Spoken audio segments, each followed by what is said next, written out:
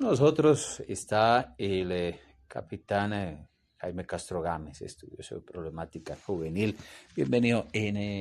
Pasto hay casos de bullying en las instituciones educativas.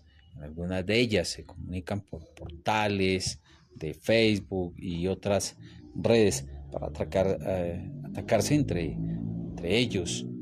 ¿Qué está pasando?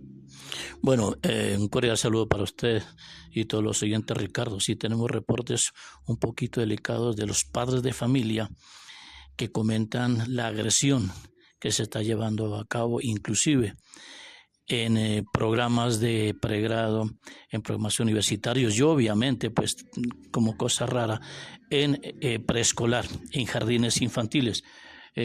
Casos cuando los niños empiezan a golpearse entre ellos. Entonces los padres de familia se sorprenden de dónde viene esa agresividad. Porque si nosotros recordamos nuestros antepasados, obviamente pues éramos respetuosos, espirituales, teníamos un control permanente de nuestros docentes, un respeto hacia ellos, pero últimamente la agresión es permanente y directa. Y esto es fruto casualmente de toda la información que el niño o el menor, el infante está recibiendo por parte de las redes sociales y lo que es más grave, hay juegos infantiles donde es la violencia, los golpes, las armas, los disparos, los insultos y obviamente juegos tan violentos como Free Fire que adicionalmente a la adicción están sacando obviamente dinero para que los niños puedan tener supuestamente más armas, más uniformes, más personal, más equipamientos para que ellos puedan enfrentar las guerras en estos juegos. Por eso la invitación que nosotros hacemos es a los padres de familia prohibir definitivamente el ingreso de los menores a un celular donde ellos tengan libertad de ingreso. En otros países ya se está estableciendo que la edad mínima para portar un celular son los 13 años. 13 años. Entonces la respuesta que nosotros debemos brindar ahorita como un correctivo es vigilar permanentemente el uso de estos sistemas ofimáticos y digitales y tecnológicos.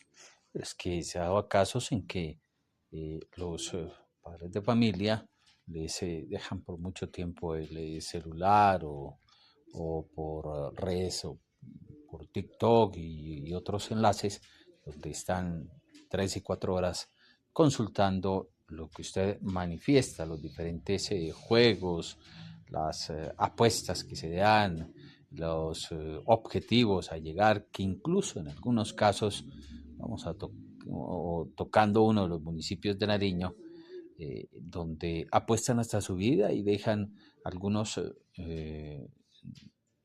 series de números para irse pasando entre ellos y hasta quitarse la vida. Sí, es correcto. Tenemos algunos reportes sobre este tipo de violencia porque, insistimos, no es únicamente la responsabilidad que debe tener el padre de familia con el menor, sino que hacemos un llamado súper respetuoso, muy respetuoso, también a los docentes que tienen a cargo este tipo de infantes para tener vigilancia permanente y no únicamente limitarse a la información académica, sino a la formación humana de las personas, a la formación integral de estos niños en función del respeto, de convivir en medio de la adversidad y manejar muy bien esas diferencias, que aprendan ellos a entender que vivimos en una comunidad y que dentro de esa comunidad todos podemos vivir y convivir en medio de esas diferencias. El docente obviamente a veces puede sentirse limitado por la presión de los planes pedagógicos de únicamente transmitir el conocimiento y a veces nos estamos olvidando de educar también en valores. Es muy correcto, Ricardo, lo que tú mencionas en el sentido de que aprovechan este tipo de redes sociales precisamente para apostar y no únicamente llaman a la pelea a los jóvenes, sino también a las señoritas. Y entonces esto se está volviendo una gallera común donde inclusive los grados superiores fomentan este tipo de peleas y apuestan. Lastimosamente, si nosotros no tenemos un control sobre estos menores y repito, y un control permanente desde el área de la docencia y de los educadores, la sociedad cada día se está descomponiendo. Tenemos que ser claros, tenemos la oportunidad de viajar en otros departamentos donde la situación de la violencia es extremadamente difícil. Allá no únicamente son golpes con la mano, sino utilizan machetes, armas contundentes, armas de fuego, y la verdad es que si nosotros no tomamos las riendas del control, vamos a tener problemas futuros complicados. Policía Metropolitana de Pasto tiene más de 300 armas cortopunzantes decomisadas a adolescentes y jóvenes. Sí, eso es correcto. La Policía Nacional, obviamente, con su sección de infancia y adolescencia, está muy preocupada por la problemática, y hay ocasiones en que no se dan abasto para atender tantos problemas que se suscitan al interior de los colegios, de las escuelas, de los barrios y de las comunas. Por eso nosotros tenemos que hacer énfasis, obviamente, en que el niño y el joven retome otra vez el camino. Y muy respetuosamente les decimos a los padres, a los niños hay que sacarlos de la casa. ¿En qué? En el buen sentido de la palabra, porque nosotros en nuestra generación nos regañaban por permanecer en la calle. Ahora tenemos que regañarlos para que salgan a la calle, para que salgan a hacer deporte, para que salgan a pasear a la mascota, para que compartan con sus iguales, para que conversen con sus iguales, con sus amigos. El problema es de que el papá a veces piensa que el niño está más seguro frente al computador y frente al celular, y están totalmente equivocados, porque la internet se ha vuelto una puerta abierta al fracaso, a la vagancia, al consumo de psicoactivos y a otro tipo de virtudes que antes eran quedarse en la casa juiciosas, ahora se está convirtiendo en una adicción y en un vicio perverso. Cuando un adolescente o joven duerme mucho, incluso más de las 8 horas, ¿qué está pasando? Obviamente los ciclos circadianos de las personas se ha establecido que son 8 horas de trabajo, 8 horas de descanso y 8 horas de sueño. Cuando el joven duerme más de la cuenta, ya tenemos un problema complicado. Hay que tener una buena metodología para que el jovencito, máximo a las 9 de la noche, ya tiene que estar dormido, con las luces apagadas.